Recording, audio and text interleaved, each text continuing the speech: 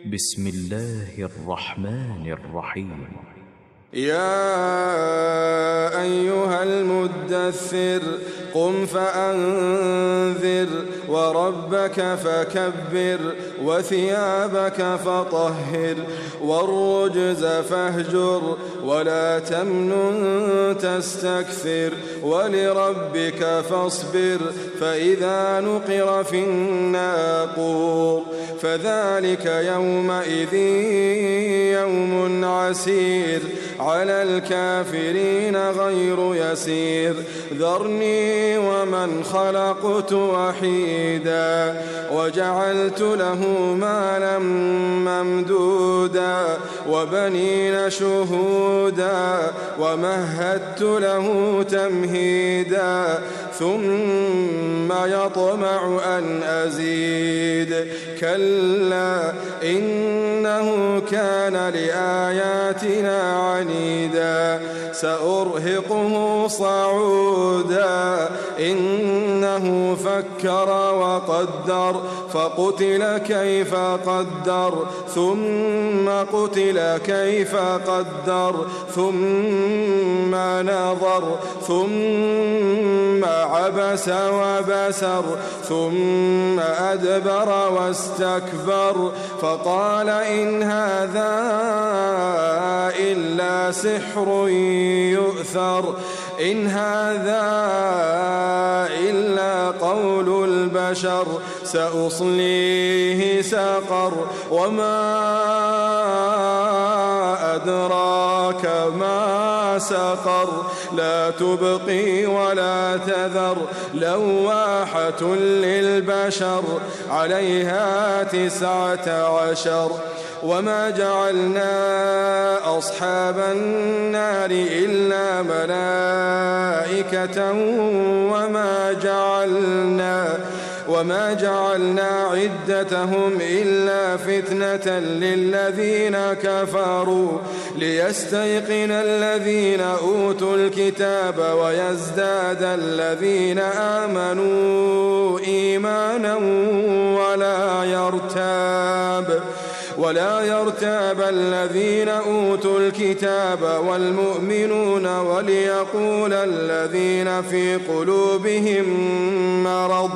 وليقول الذين في قلوبهم مرض والكافرون ماذا أراد الله بهذا مثلا كذلك يضل الله من يشاء ويهدي من يشاء وما يعلم جنود ربك إلا هو وما هي إلا ذكرى للبشر كلا والقمر والليل إذ أدبر والصبح إذا أسفر إنها لإحدى الكبر نذيرا للبشر لمن شاء منكم أن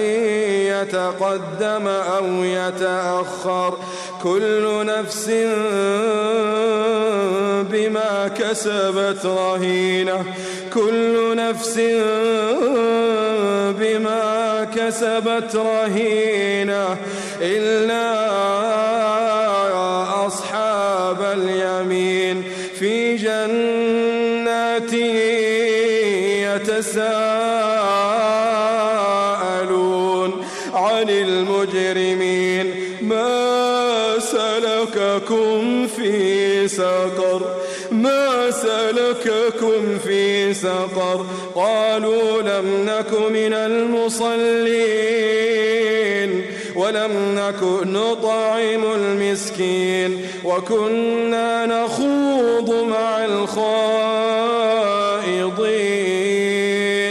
وكنا نكذب بيوم الدين حتى